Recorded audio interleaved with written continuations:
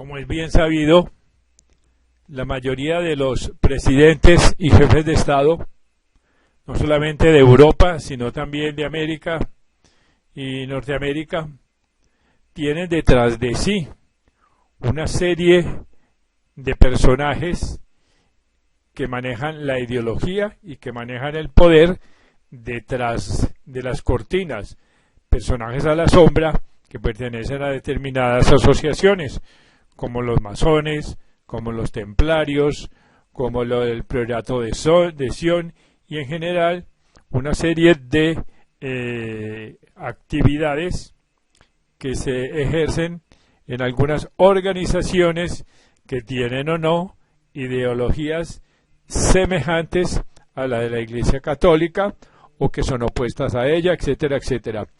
Aquí vamos a comentar brevemente la historia de uno de los personajes que se cree que fue manipulado por una cantidad de sectas esotéricas en el siglo XIX y que fue Napoleón. Para el efecto, vamos a seguir los lineamientos dados en un artículo publicado por la revista Año Cero, que es una revista española de opinión que tiene un artículo muy interesante sobre las relaciones de Napoleón con las sectas esotéricas de su época. El artículo se llama Napoleón, personaje clave en la venganza templaria, y dice: la brillante y repentina ascensión de Napoleón y la influencia extraordinaria que ejerció sobre Europa han fascinado a los historiadores. De la noche a la mañana, desde el corazón de Francia, se levanta un imperio que amenaza con integrar a todos los estados europeos bajo la mano de hierro de un general hasta entonces desconocido. La pregunta es, ¿formaba Napoleón parte de un ambicioso proyecto urdido por las sociedades secretas? ¿Y cuáles eran las verdaderas claves ocultas tras la actuación del emperador? Y afirma lo siguiente: corre el 2 de diciembre de 1805. En la localidad checa de Slavkov está a punto de tener lugar un acontecimiento que va a cambiar irreversiblemente la faz y la historia de Europa. Un contingente de 68.000 combatientes sigue a un hombre bajito en el que nadie hubiera reparado unos años antes. Llevados por una autoconfianza casi irracional, esperan el ataque de 90.000 soldados austríacos y rusos, bien pertrechados y asentados privilegiadamente sobre la meseta de Pratzen. Al frente del ejército se encuentran el emperador austríaco Francisco I y el zar ruso Alejandro I. Ningún buen estratega hubiera dado nunca nada por la tropa que, mal situada sobre el terreno, está esperando con un fervor casi religioso las órdenes de este diminuto hombrecillo llamado Napoleón.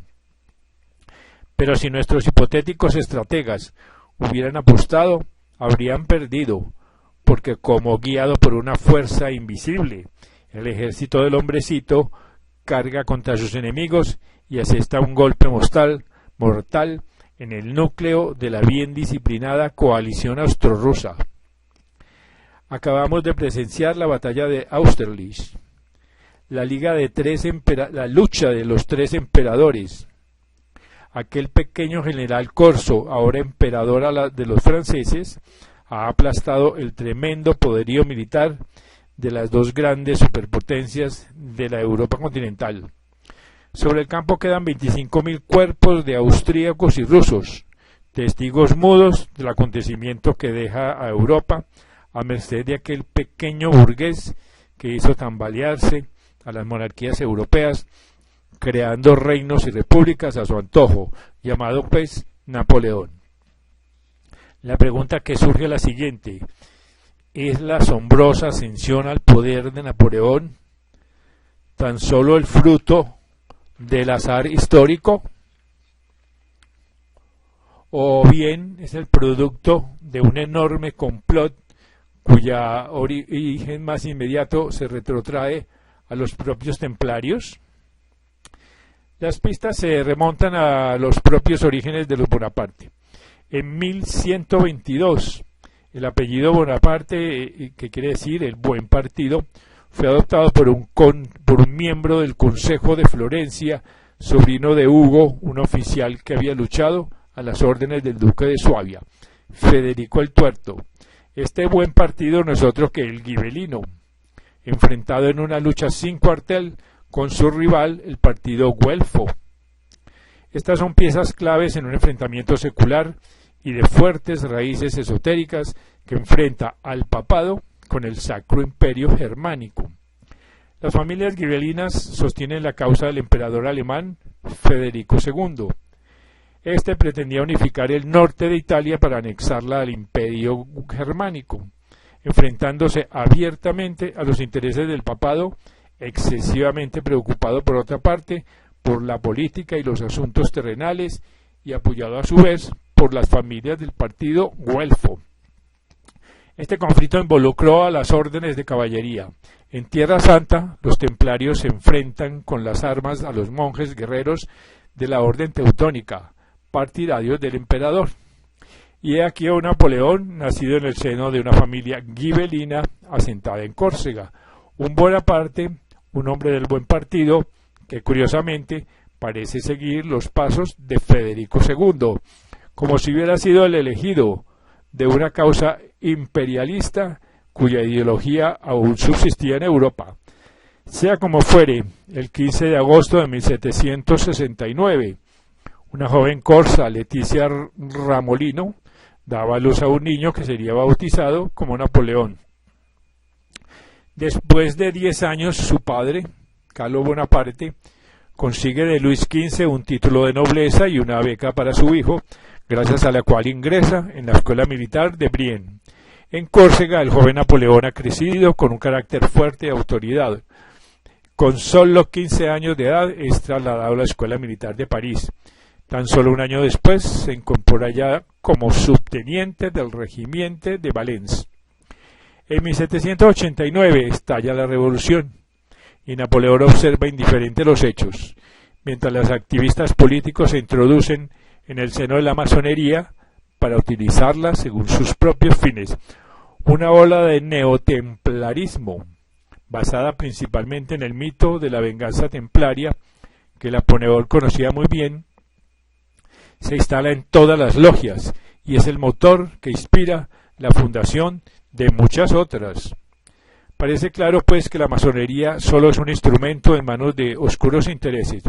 El propio gran maestre del Gran Oriente francés, Felipe de Orleans, una vez conseguidos sus objetivos, que son la instauración de la República y la muerte del monarca, reniega de la misma. El nuevo gobierno asciende a capitán a Napoleón. Durante el asedio a la ciudad de Toulon, la intervención de Salicetti, un alto mando corso estrechamente vinculado a los círculos masónicos y las logias templarias, le proporciona, pese a su corta edad, el ascenso a general de brigada y comandante en jefe del ejército interior. El destino, pues, y la mano de influyentes personajes asociados a las sociedades secretas comienzan a hacer su trabajo. Una extraña aura de protección, entre comillas, acompaña al ambicioso militar. Tras la caída del tirano Robespierre, que era su amigo personal, considera el nuevo gobierno algo que le obsesiona, la jefatura de pleno derecho para dirigir una compañía militar en el norte de Italia. El interés de Napoleón por encabezar la expedición recuerda la antigua lucha que ocupó buena parte de la vida del emperador Federico II por anexarse a los estados italianos. Si todo forma parte de un plan, la campaña italiana es el primer acto de un drama histórico de proporciones gigantescas. Así que sus éxitos militares, con tan solo un puñado de hombres, se suceden con una velocidad pasmosa. Otra pregunta es inevitable en este momento. ¿Son sus victorias y su fulgurante carrera solo producto de su carisma? Tras su triunfo sobre los austríacos en Lodi, que su biógrafo Ludwig califica de espiritual, Napoleón afirmó: presiento que estoy destinado a acciones que el mundo no sospecha. ¿Presiente o sabe? Luego dice el citado artículo, Napoleón el Iluminado. Durante la campaña, en las cercanías de Roma, según el propio Bonaparte, relata en un documento inédito, asiste como un recipiendario a un extraño ceremonial de iniciación. Si este documento fuese verídico, es conducido a una galería repleta de símbolos antimonárquicos y anticlericales, coronas y tiaras invertidas, gorros frigios que simbolizan la revolución, etc. Así que Napoleón se muestra sorprendido al encontrar allí a muchos conocidos, oficiales y magistrados a los que él mismo había promovido y puestos poderosos e influyentes personajes de Córcega, París, Provenza e Italia. Así que sus anfitriones portan símbolos de la República Romana. Uno de los iniciadores le increpa: acuérdate de que tu fortuna es obra de tus hermanos. No te has hecho grande por ti mismo. Y otro le muestra una inscripción: a las víctimas de reyes y sacerdotes en todos los países cuyas almas esperan un vengador. Así que sus nuevos cofrades le siguen informando de su misión. Según ellos, muchos hombres han estado preparando este momento, incluido el afrancesamiento de Europa, con vistas a preparar una gran confederación europea. La forma en que se desarrolla el ritual identifica a sus anfitriones. Se trata nada menos de una de las sociedades más temidas por los gobiernos y monarquías de Europa, los Iluminados de Baviera. Acabada la misión en Italia, se dirige ahora a Oriente, a Egipto y Palestina. El general parece resuelto a hacerse con el poder absoluto. Ya en Siria le llegan noticias de que el gobierno se halla en una crisis definitiva. Así que abandona su ejército, se dirige a París, donde el 10 de noviembre de ese año, 1799, comienza un siglo que protagoniza un golpe de Estado que le convierte en dictador. No pasa mucho tiempo antes de dar el paso definitivo, proclamarse a sí mismo sucesor de Carlomagno, 1000 años después como emperador de Occidente, imitando al monarca franco heredero del reino de los merovingios. Así que hace que se traslade buena parte del papado a París con el fin de que se le corone como tal. Durante esta ceremonia ocurre algo que deja boquiabierta a la multitud congregada. En el momento de la coronación, en lugar de arrodillarse, arrebata la corona al pontífice. De pie, dándole la espalda, se coloca él mismo la corona, proclamando así el poder que lo recibía de él mismo y no de Dios. De nuevo se manifiesta en su herencia gibelina y la antigua pretensión de convertir al Papa en un simple súbdito del imperio. El viejo sueño templario. Son muchas las ocasiones en las que el nuevo emperador, que acabaría siendo excomulgado como el propio Federico II, humilla al Papa, y quizá la venganza templaria no sea ajena al asunto. Durante su estancia en Roma, se apodera de los archivos secretos del Vaticano y de la documentación sobre la orden. Así que Napoleón muestra un inusitado interés por todo lo que tiene que ver con los templarios. El mismo año de su coronación como emperador, autorizó la fundación de la Orden del Templo Moderno, que pretende ser la heredera directa de aquellos caballeros. Su fundador es Febré Pelaprat, regente de la Orden Secreta de los Templarios. Así que logra, 4 años después, que se celebre un gran ritual para celebrar el aniversario de la muerte del último gran maestre, Jacques de Molay, en la iglesia de San Paul. La ceremonia tuvo carácter oficial y el emperador envió un regimiento de infantería para rendir honores a los miembros ataviados con los hábitos de esta orden. Es casual también el hecho de que en Francia se imponga el rito escocés antiguo y aceptado el mismo año de su coronación, porque además su grado más alto, el grado 33, en el que se menciona al Sacro Imperio, se atribuye nada menos que a Federico II, jefe supremo de la Liga Gibelina. Por otra parte, uno de los altos grados de la masonería escocesa lleva por título el de Gibelino. 6 años después de su coronación y tras repudiar a Josefina, Napoleón se casa con María Luisa de Austria, con la que tiene un hijo al que proclamaría rey de Roma, un título que solo cuadra a un rey gibelino y a un emperador del Sacro Imperio Romano. Continúa pues el ascenso de Napoleón para crear un nuevo imperio en Europa. Y continúa así el artículo. Para Napoleón parece tener sus propios planes.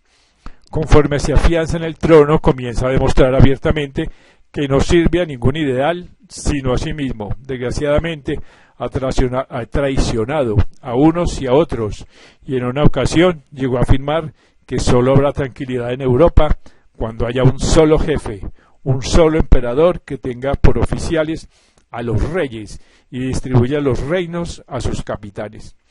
En realidad no crea un sacro imperio, sino un feudo particular. Debido a esto, pese al apoyo popular, Napoleón se granjea la oposición de muchas sociedades secretas, rivales entre sí.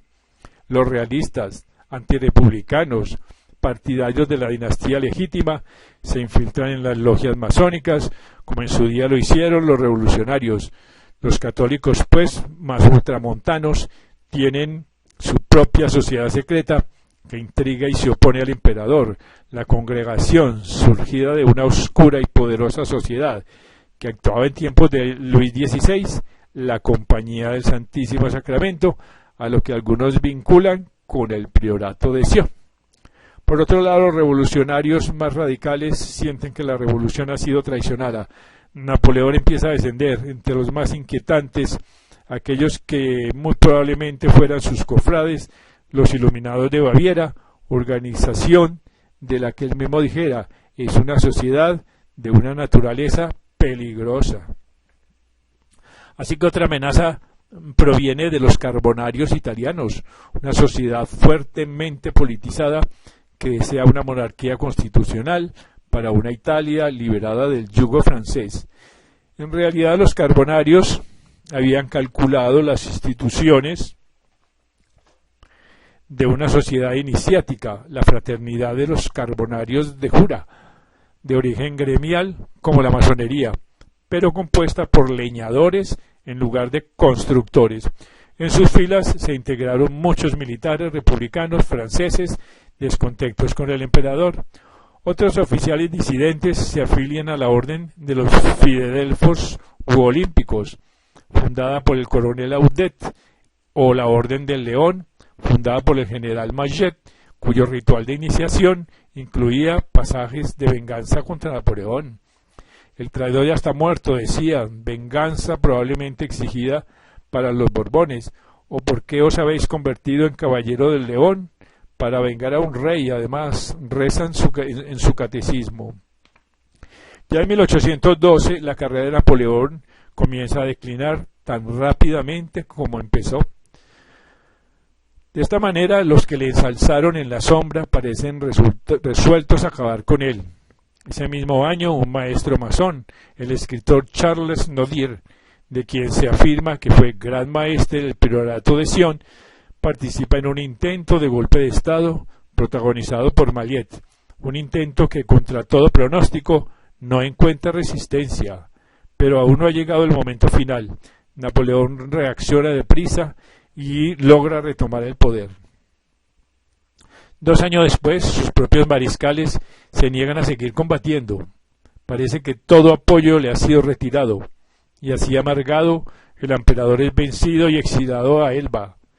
Sin embargo, en 1815 consigue escapar de la isla, marcha sobre París y logra restablecer su gobierno hasta que es definitivamente derrotado en Waterloo. Así que ahora son los políticos los que le abandonan inesperadamente. Las amenazas del ritual de iniciación de los Iluminados parece estar cumpliéndose una tras otra. Solo desterrado en la isla de Santa Elena, Napoleón pues parece arrepentirse de haber seguido su propia iniciativa, pero sin embargo es consciente de que parte del trabajo ya había sido hecho y dice: yo implanté en Francia y Europa nuevas ideas que ya no podrán retrotraerse, que mi hijo haga florecer todo lo que yo sembré. Mi hijo debe ser el hombre de las ideas nuevas y de la causa que yo hice triunfar en todas partes, reunir a Europa con vínculos federativos insolubles. Parte del plan se cumplió porque después de la meteórica intervención de Napoleón en la historia, el ideal revolucionario dio sus propios y extraños frutos: la independencia de las colonias americanas, el surgimiento de los nacionalismos europeos y, en definitiva, nuestro propio presente. Vemos aquí la corta historia no solamente de Napoleón, sino de cómo los espíritus nacionalistas y revolucionarios se apoderaron de Europa en el 1800.